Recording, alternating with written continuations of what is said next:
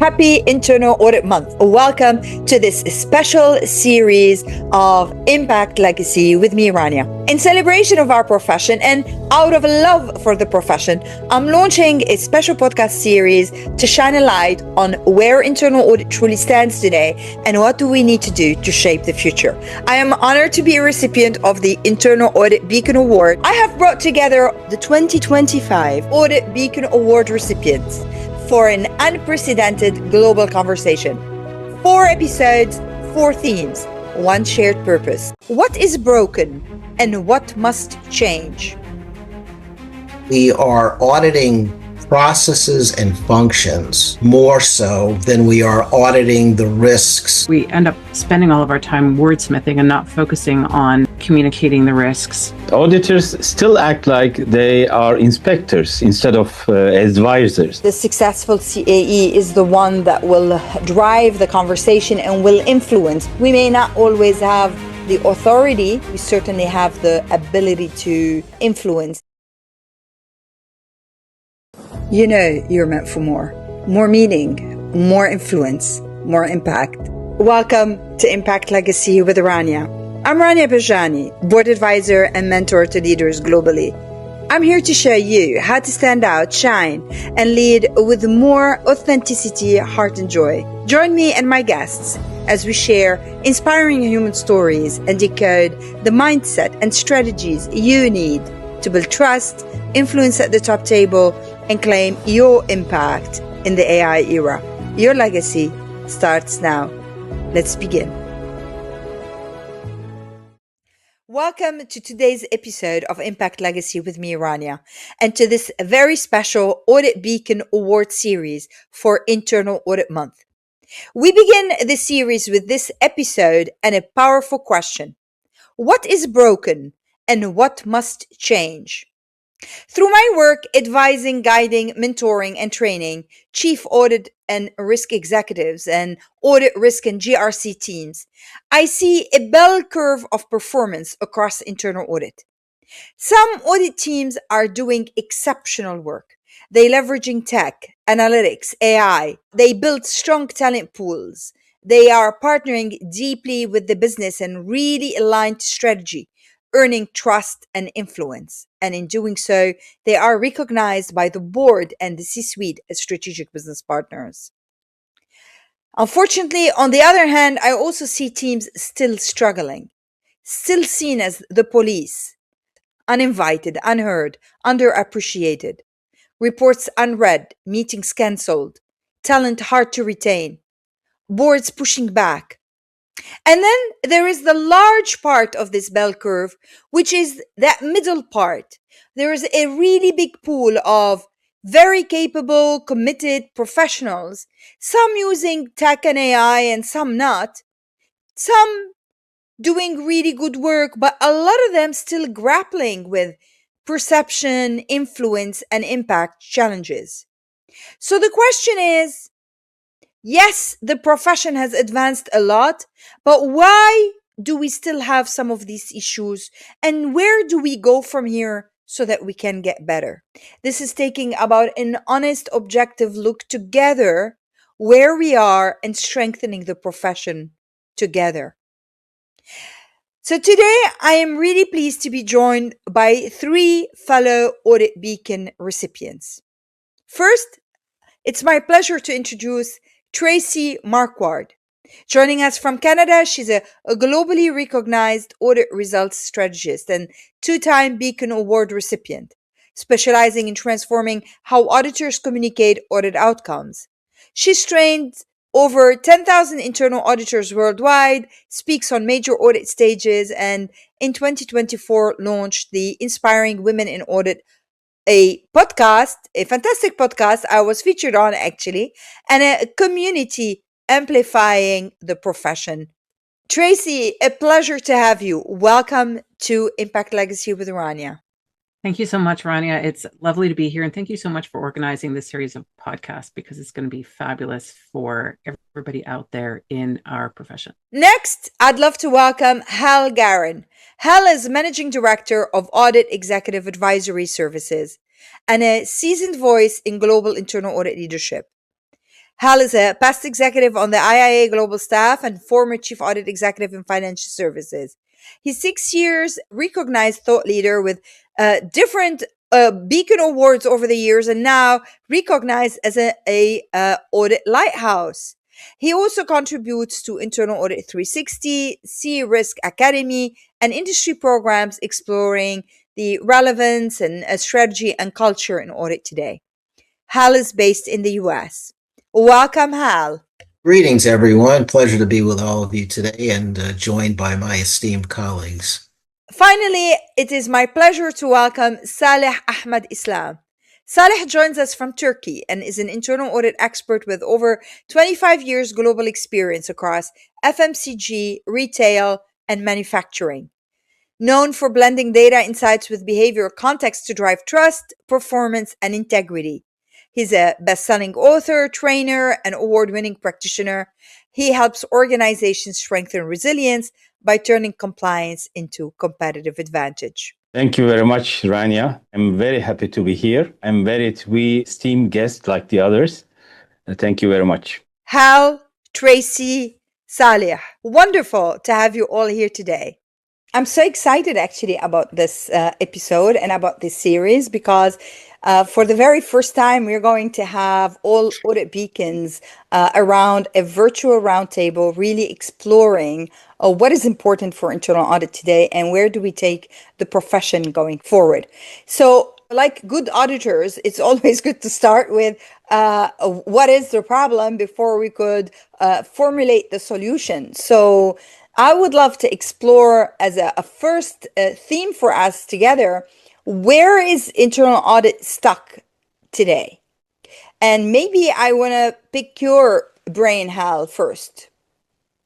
There's a number of places we could identify as where internal audit might be stuck. So it's hard to isolate maybe one, but a couple of things come to mind.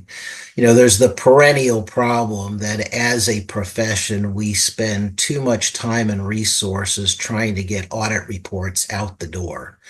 Time that could be spent in more fruitful endeavors. And then something I've been thinking about, a lot is that I still think that we are, not everyone, but we are auditing processes and functions more so than we are auditing the risks that exist to the achievement of the organization's strategic objectives.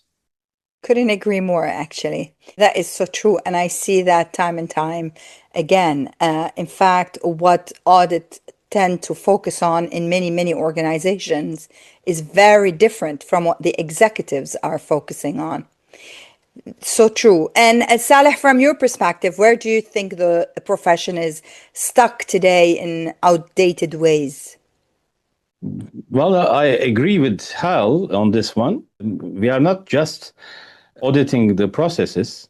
We have to audit the markets where the risk landscape changes faster than before. We operate in environments, especially for us in Middle East, affected by geopolitical tensions, regional conflicts, economic problems, inflation, currencies fluctuations and everything, especially, of course, there is earthquakes and everything, and so sometimes we miss the original point, the risk. We are just auditing the processes only.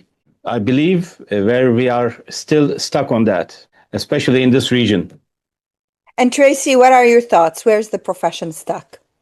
I agree with the audit reporting and the risk point. So I'm not going to add. What I'd rather do, if you are okay with it, is just go a bit deeper, because we have the problem with audit reporting that it still takes teams anywhere from 3 weeks to 3 months. There are a few teams out there, sure, that they can get their reports out quicker, but we end up spending all of our time wordsmithing and not focusing on communicating the risks, when I think our focus is backwards, right? So where are we communicating our risk, even in audit reports? I don't think we do it very well, from everything I've seen, all the reports I've seen, the thousands of reports I've seen over the years. So I do think we need to focus on that. And can I pull in something about our objective statements?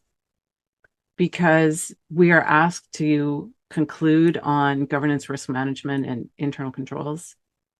And it comes back to Hal's original risk point, where how can we even conclude on it if we have outdated processes and outdated focus of functions and processes, and we don't do the work to be able to conclude on risk?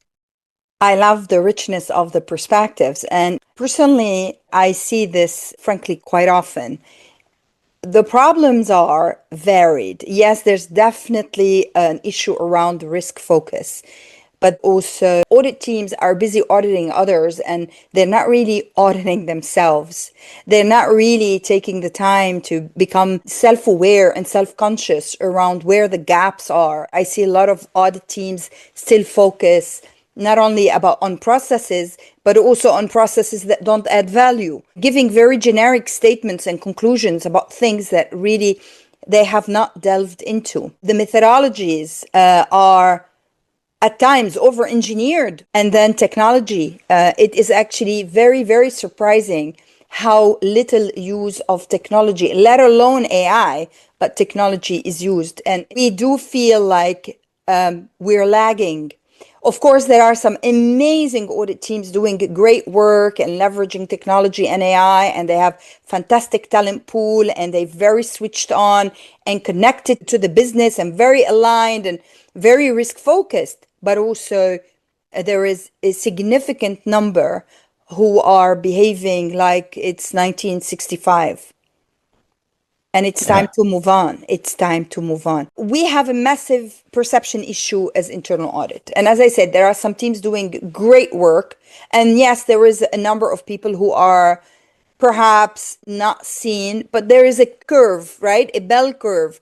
And there's a big number in the middle, strong technical skills, competent people, but still not able to build those good reputations and perceptions in the business. This is a topic I'm very passionate about and advocate a lot for, but I would love to get your perspectives. Why is audit really struggling to become that trusted and that strategic partner in the business? Tracy, you want to start? I think there's a lot of things at play when it comes to the perception of internal audit in the organization. Part of it is tone from the top, from the organization itself. Does it value internal audit? And part of it is the relationships and the marketing that internal audit does. So if you build the relationships in the organization and you have a vision and a mission and you communicate that well, and you build that over time, the perception of audit should be better as long as we deliver on what we say, right? We have to deliver based on the promises that we're making. And I used to talk about changing perception of internal audit as like turning an aircraft carrier and how long it must take to do that. But I actually researched that, and it takes like maximum 30 minutes. So I can't even use that visual of turning the big aircraft carrier to change that perception. But I think it comes from us, it comes from the relationships we build. It comes from empowering our teams to build relationships within the business and not just be limited to their level. And it talks about marketing what we do. And there's so many ways that you can do that. I know we've had conversations on LinkedIn with Hal years before on things that internal audit can do. And those things still ring true. And if they're stuck for ideas, my goodness, think of the technology we have to generate ideas today. And Salih, Tracy talked about marketing. What's your view of that? What would that look like? And what else can auditors do to change perceptions?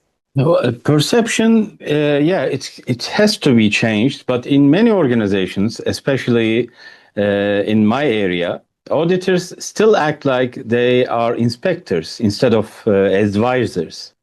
So many of us here, we focus on finding mistakes, what went wrong, compliance gaps, those type of things, But business leaders today, especially in uncertainty and crisis and supply chain disruptions, those type of things, they need insight. So they need perspective. So it has to be coming from us, like internal auditors. They need support in decision making. So if we only point out problems, we remain in the past, like you said. For me, another outdated behavior is over-reliance on documentation. Many of us doing that. We sometimes believe that if a policy exists and signatures are there, approvals are okay, well, the risk is controlled, everything is fine. No, it is not like that. Yes. And Hal, if you were to give advice to an audit team and you want to prioritize the number one thing they would need to change because maybe they press for time or resource, what would that be in terms of changing perceptions of themselves and the business? I might take the answer in a slightly different direction than you anticipated, Rania, but listening to what my colleagues have said and thinking about it, I think the biggest perception problem stems from the fact that too many CAEs don't view the organization the same way as the executive leadership of the organization does. We think about risks and bottom-up stuff too often. And so we can't communicate with executives strategically because we don't think the way they do. And the way, the aha moment for me on this in my career was when I transitioned out of internal audit and spent 3 years doing strategic planning and mergers and acquisition work for a big bank.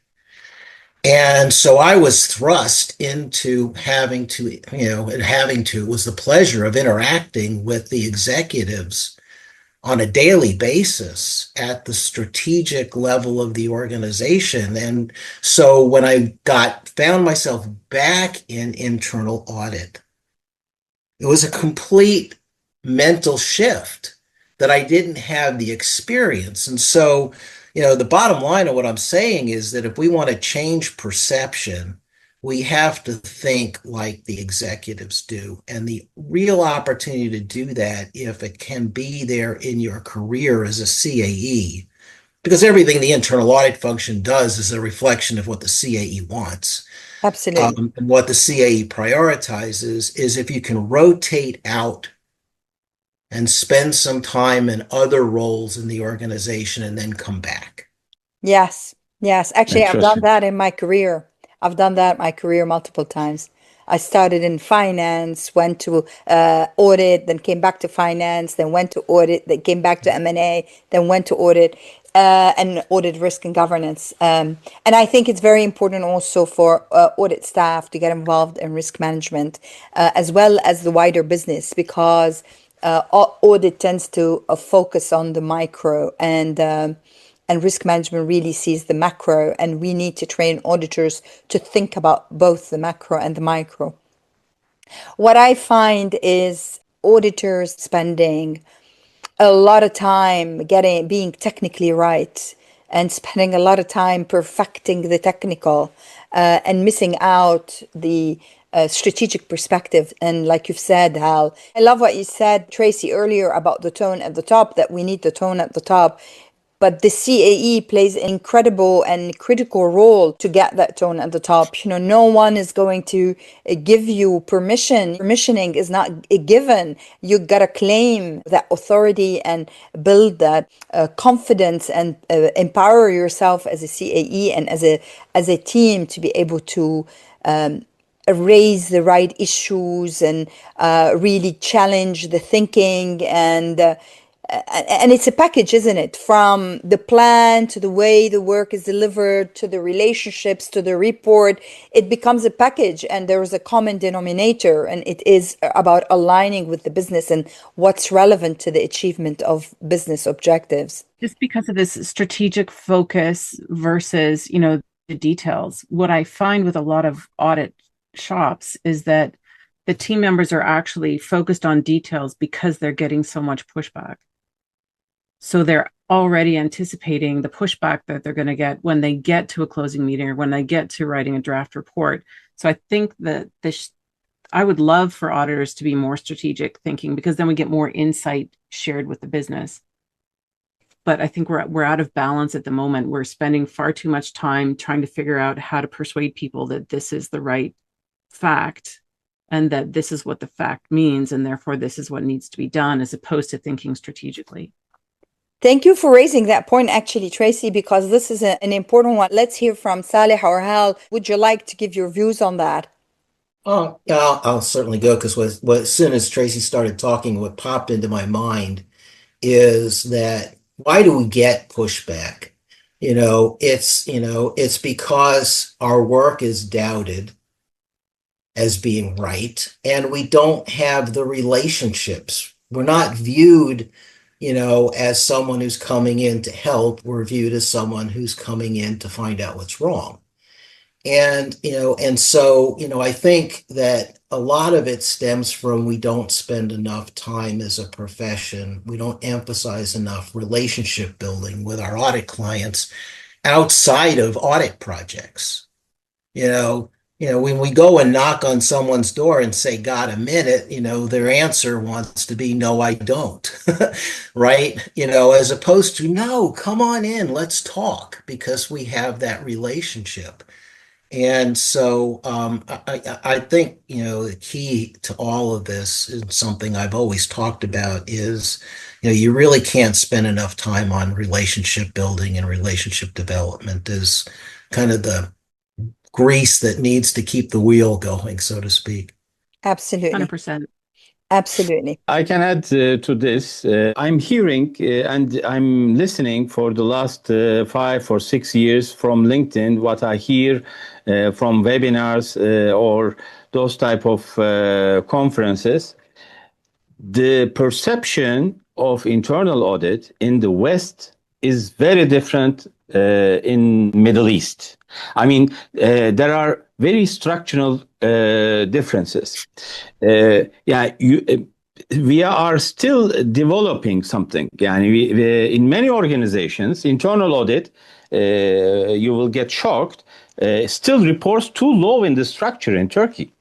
Or in some countries in Middle East, sometimes functionally independent on paper, but practically limited in influence. If, for example, Hal said, we have to think like the executive committee, the board, or the leaders of the company. But if those type of people still focused on profit, still focused on sales, and those type of agendas, the internal audit cannot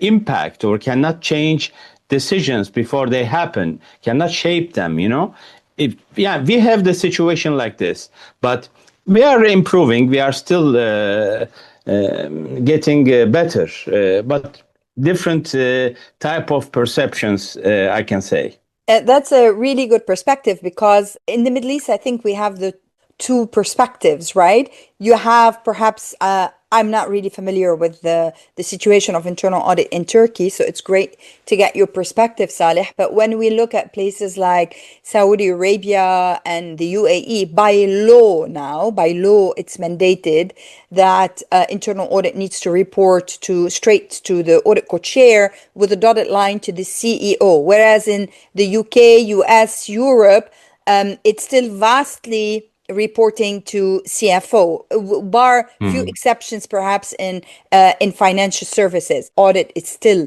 not given the power that it requires and the authority that it requires. But I do believe it comes back to the point that we've raised earlier about, no one empowers us in life. We empower ourselves, right? As a CAE, 3 times I inherited teams from a small one of 20 people to a large one of 80 people. And every time, the first piece of work I have to do is building the relationships in the business, understanding their perspectives and why things did not work in the past. And we want the auditors to think commercially. What's the implication of this? What are your thoughts, gentlemen and Tracy? I mean, it comes down to, we can tell our internal audit staff to think commercially, think strategically. We can tell them all these things, but it still comes down to what the CAE prioritizes.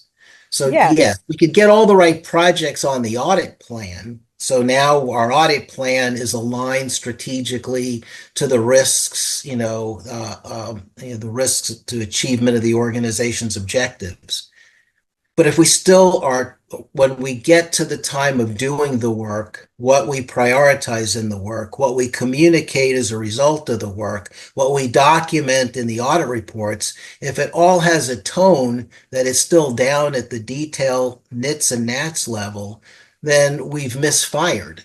And the only person who can fix that is the CAE, because they are the ones who are allowing the final work product to go out the door. What do we say in exit conferences? What do we prioritize in our findings? What do we document in our audit reports? What language do we choose?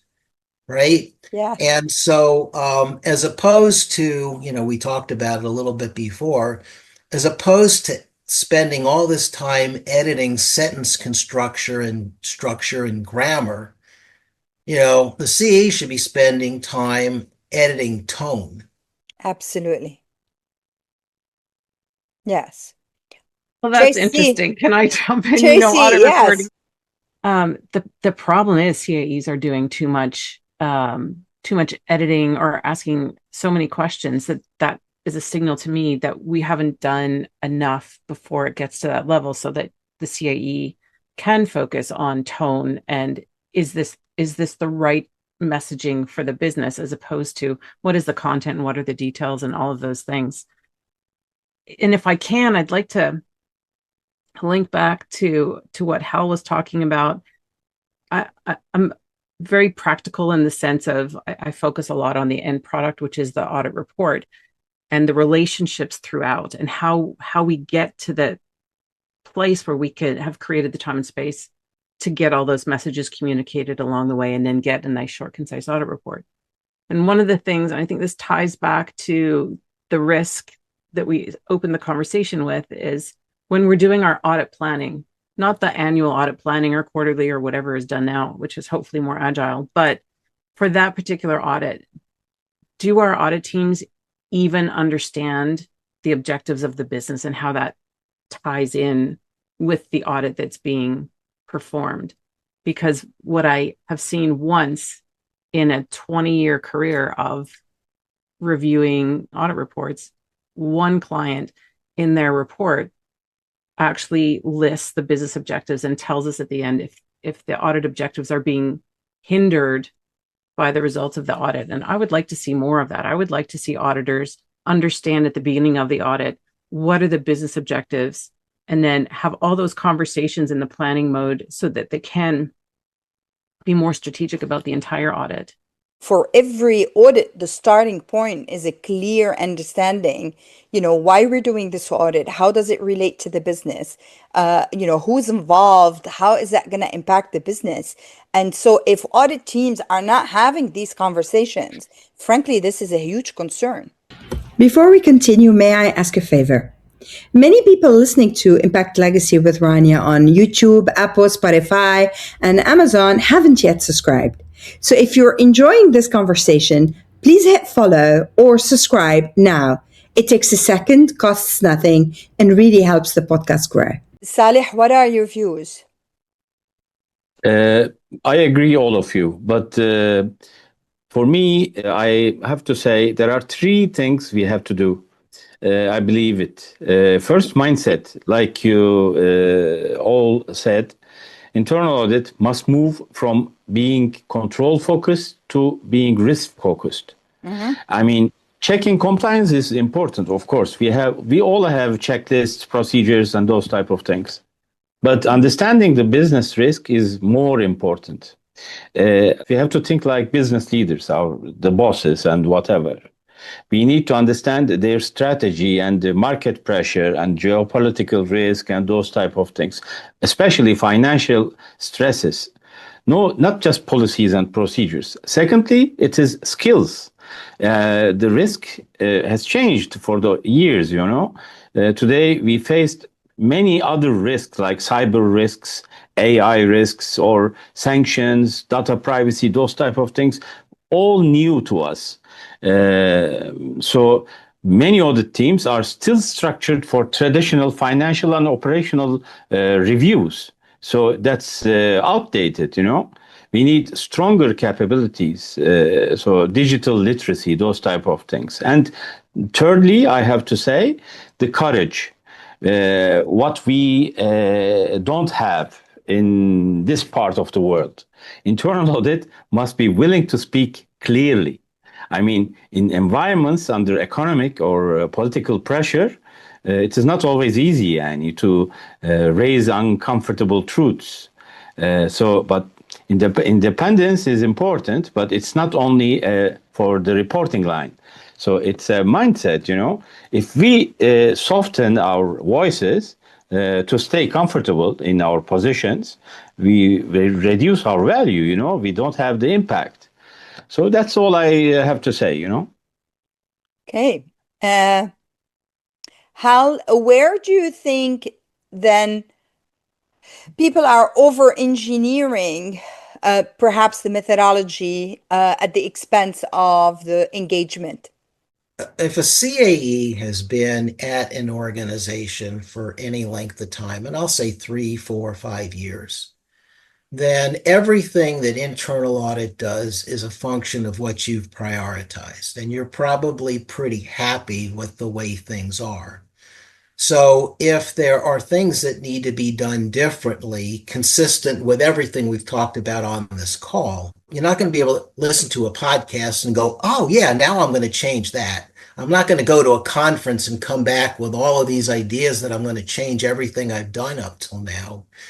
The opportunity to see the organization differently is when you're the new CAE. So I'm not suggesting, and then, you want to implement all these great ideas and change because you're not completely pleased with everything that's been done up to that point. So I'm not saying that every CAE should just quit their jobs after 3 to 5 years and go and look for a new one.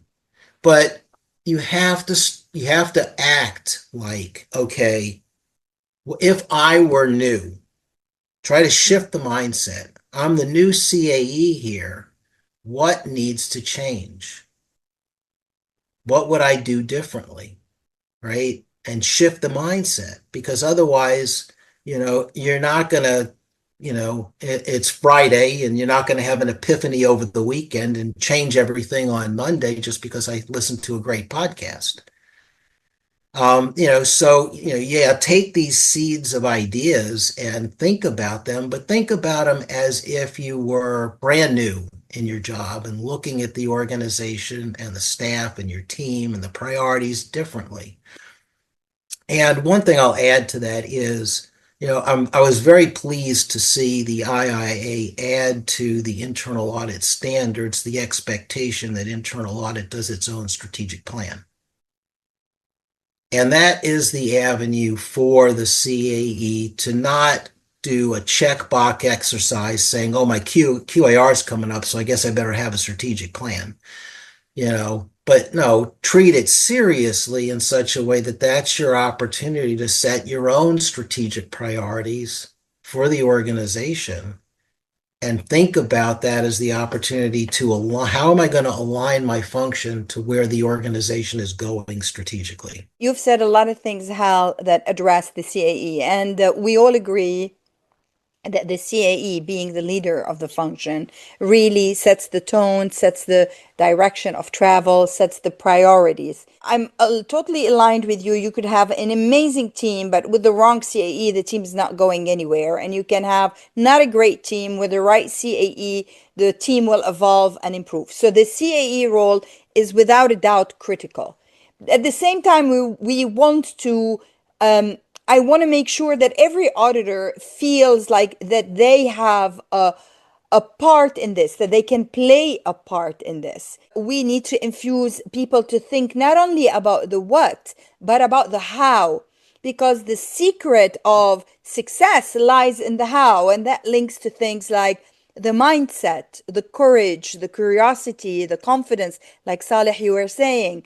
And that links to building the relationships and engaging the people, like you were saying, Hal, and also making sure that we've considered every aspect and how it links to the business and infused it with that sense of proportionality and commercial acumen and pragmatism, and that what we're adding is relevant and pertinent. Back to you, Tracy. Just going to say, every audit report you issue has to stand the test of time and relationship and reputation and results. And we aren't required to issue an audit report still yet. I don't know how you can correct me if something has changed on that, but we're not required to issue an audit report yet. We're so ingrained. And I think in some, industries that are very highly regulated, you're going to have some issues if you try to stop that. But the question becomes, what's the best way to get the results to the business? And I think, yes, it should be documented at some point. That's my opinion, is that I do like the documented version of it, but that should be, everything in there should be known and well agreed, and it shouldn't be issued 3 months after the audit report, 100%. or after the audit is finished. You put a lot of ideas in that, and I'm sure there's more that we can explore. And in terms of, what is the process and how do we you mentioned lean. I think we're all in agreement changes are needed, but the question becomes, how do we do that? A lot of teams wait. And I know a lot of it goes back to the Chief Audit Executive. It's like when you audit someone, they're like, oh my gosh, how many resources am I going to need? How much time do I need? What's this going to do to my regular processing while, our regular function, while we're trying to put all these things in place? And I think it's the same for audit, is we see as an industry, we need to make changes. And the question becomes, what are the specific changes for your audit shop, and how do you prioritize, and how do you get them done quickly and timely so that you can keep going and adding value? And, you can change your audit reporting process in literally 30 days if you want to, but we're not doing it often enough. In 30 days, you can save yourself $150,000 a year, but we're not doing it. That's actually what I do. I change it in 30 days. And right? Because why would you want to drag it out? I do that. It's like, why to drag it out? Because there's a cost. That's a lot of the work I do with my clients. I love what you said about, do we need a written document? And it doesn't have to be written. We could innovate. So what are your thoughts on that, Tracy? Oh, we definitely need to innovate how we're doing reports. I mean, I spend much of my year working with clients redesigning their audit report templates. It's a collaborative thing. I had one procurement person say to me, yeah, but can't you just give them a template? And I'm like, yeah, that's not how it works. You have to understand the business. You have to understand the stakeholders. You have to understand what they need. But I think, every audit shop can do this on their own.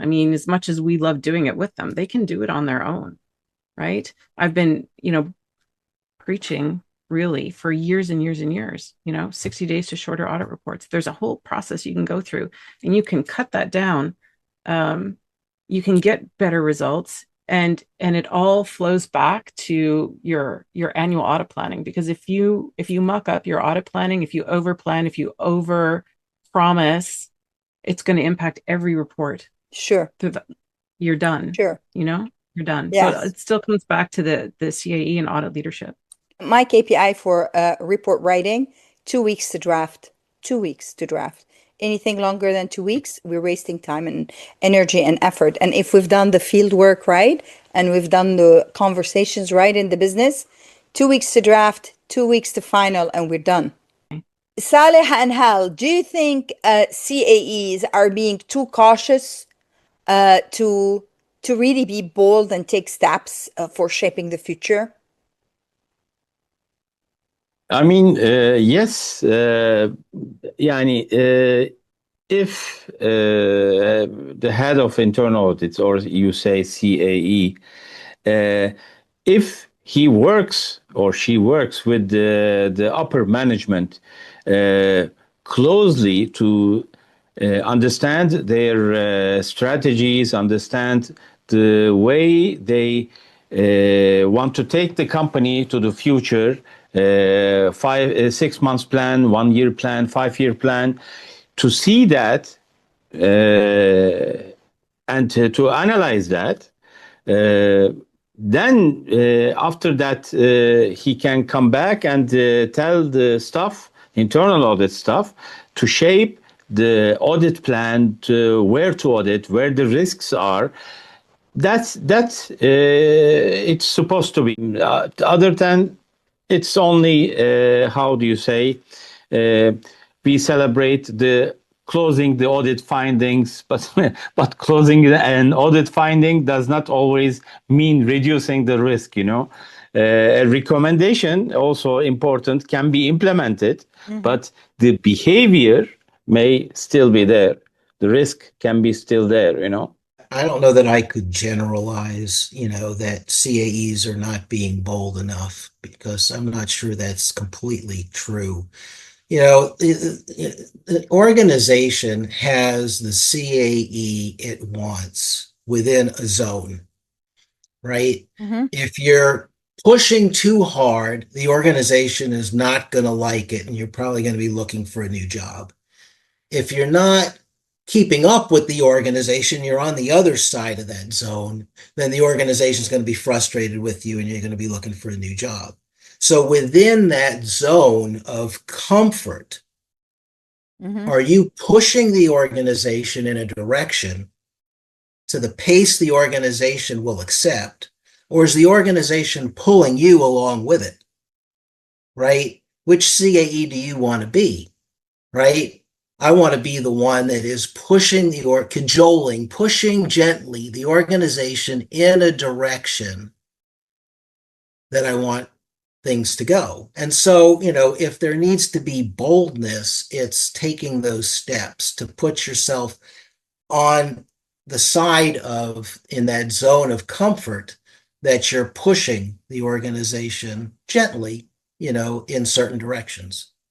Wise words, Hal, wise words, because obviously the company culture comes into play, the appetite of the audit committee, the C-suite, for what kind of dialogue they're willing to have comes into play. The successful CAE is the one that will drive the conversation and will influence. We may not always have the authority. We certainly have the ability to influence. Salih, if you were to design internal audit from scratch today, what would you do differently?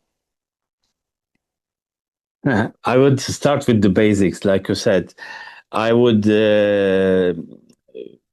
want my staff, internal audit staff, to be worked in different departments of the company, because auditing them means auditing their work. So, for example, one can go and work for accounting department 2 months, so that they can feel their stress and feel their risks of doing business there. Mm-hmm. And also marketing, which we as auditors, we are very far away from, but marketing has its dynamics. So they are the department who spends money. So somebody has to go there and understands their mindset, in order to audit them later. They have to know them. So we have the basic question is knowing the operations, knowing the company very well. If you know the company, how it works, how it's willing to do, so you will also know its capabilities, its abilities. So when the tone at the top changes their strategy, you will know how the down organization will react to them, if you know the operations better than anyone in the company. So my advice for anybody who wants to form an internal audit department, besides the independence and objectivity and those type of things, first you have to know the company operations. You have to know the basics. You have to know, and also not only the operations, you have to feel people. You have to know their relationships to each other. So if you know that, it will be easier. Your job will be easier. So human behavior, human relationships is the most important thing, in my opinion. I couldn't agree more. Tracy, if you were designing internal audit from scratch today, what would you stop doing immediately? What would we stop doing? Stop doing book reports for audit reports. That's easy off the top of my head, but I think it's easier for me to say what I want to do. I would want to look at the processes that we have internally and see what needs to be redesigned and what needs to become leaner. I think Sally's comment about relationships is absolutely key, and I don't think we build that enough into the culture of internal audit, is building those relationships. So how do we build internal audit so it has a culture of relationships, it has the culture of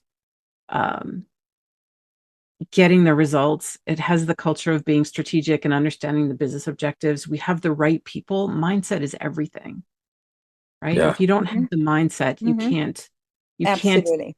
change, you can't bring change. You can't Mhm. lead people to change if they don't have the mindset. So I think mindset is super important.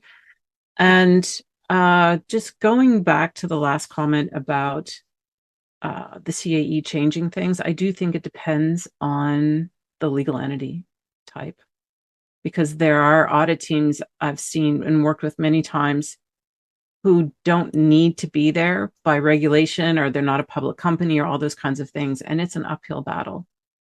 It's an uphill battle for them to create the change outside of internal audit that they're trying to see, especially that tone from the top.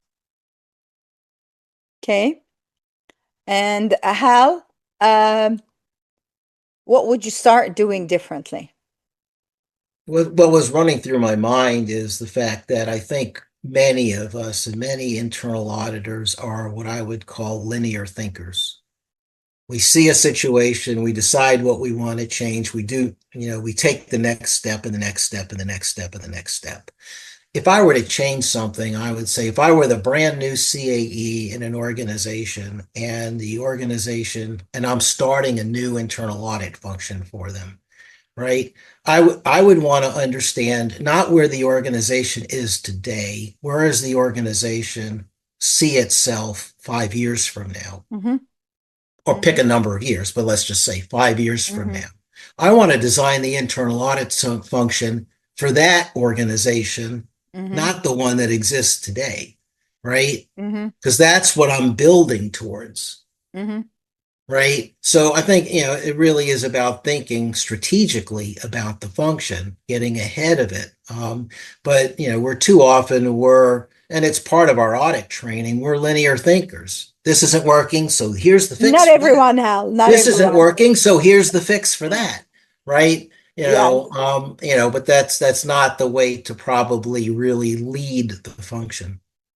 Absolutely. We got to acknowledge that there are some amazing CAEs doing great work out there, and there's definitely a lot of them trying their best. And yes, sometimes let's be very practical. There are certain circumstances that stand in the way, but I am the sort of person who believes that we take charge of our destiny, and we certainly give it our best shot in terms of shaping the circumstances around us. My advice to every CAE out there, be it new or established, or anyone aspiring to become a CAE, is to really think around what would success for your function looks like from the viewpoint of the board and the audit committee, and from the viewpoint of the C-suite, and creating that success with the team. As we wrap up, I would like final messages from you to either auditors or CAEs. So let's kind of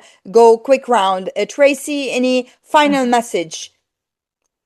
I would like auditors to have that courage to see the change that's needed and to go ahead and lead that change, to have the courage to lead that change. If they're not the CAE, to have the courage to go to their audit leadership and say, this is what can we talk about this? And to have audit actually reimagine itself. Okay. Hal? Internal audit profession as a whole is in the best place it's ever been in its existence, and will continue to improve. And so, we can talk about all the things that seem like they're wrong because we're auditors and we identify weaknesses. But, I wouldn't walk away from a conversation like this and think, that the profession is in a really good place, and just needs to continually improve. It's a bell curve. There are some really great ones in one tail, and there are some really horrible ones in the tail, and a lot of functions are in the middle. The good news is the bell curve keeps moving in a positive direction, so everybody's moving with it. And Saleh, how about yourself? Any final messages? For me, the impact is the most important thing as the internal auditor. Impact is about influence. If our work improves governance at the board level, if it prevents a major mistake, it's an impact. But as internal auditors, we rarely measure that.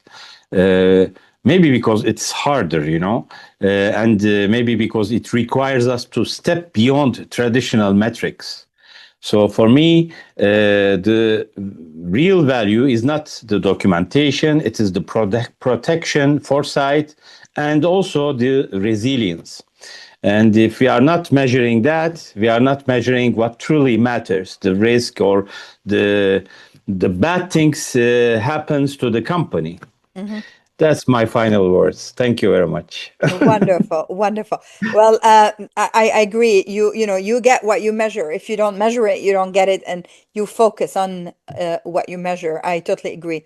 As a CAE, we used to track all these things actually, and it's one of the things I say to my client. Every opportunity where we made an impact to the organization, we quantify it, we track it, we talk about it, and we reinforce the message. I want to share also my perspective around how do we build the internal audit of the future. And for me, definitely it's about starting with understanding what the organization is, what the organization needs, where the organization is heading, and aligning our strategy to the strategy of the business and defining a strategy for the audit and risk and governance. But in this case, we're talking about audit, defining that strategy for the way forward, and then working backwards to make sure how do we bring that strategy to life. And there are a number of levers around our plan, our ways of working, the relationships we have, the use of technology, the skills we build, but also the culture that we create inside the department. And of course, the deliverables we have, which are, be it audit reports or audit committee reporting or all that.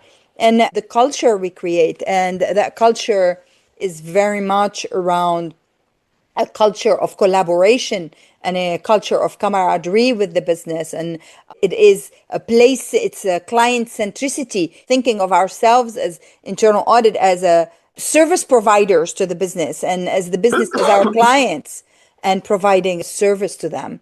So my final message to auditors and CAEs listening to us today is we see you, we feel with you, we hear you. It's very rewarding when you actually take a moment to reflect, pause, recalibrate, and build the future that you and your team deserve.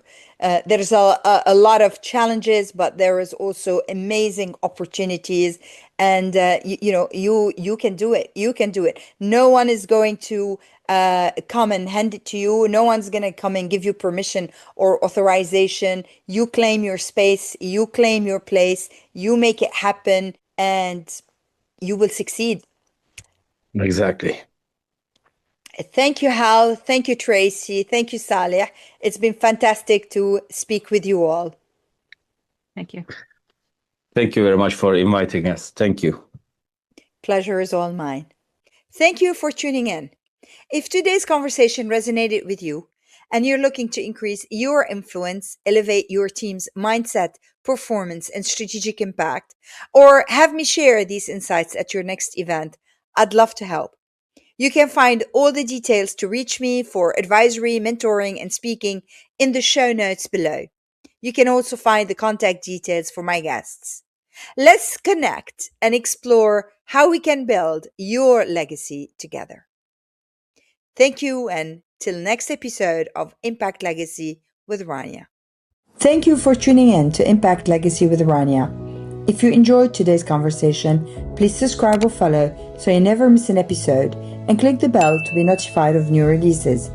If this inspired you, please pass it on. Your likes, comments, and shares help us reach more people, because together we can grow this journey of influence, impact, and legacy.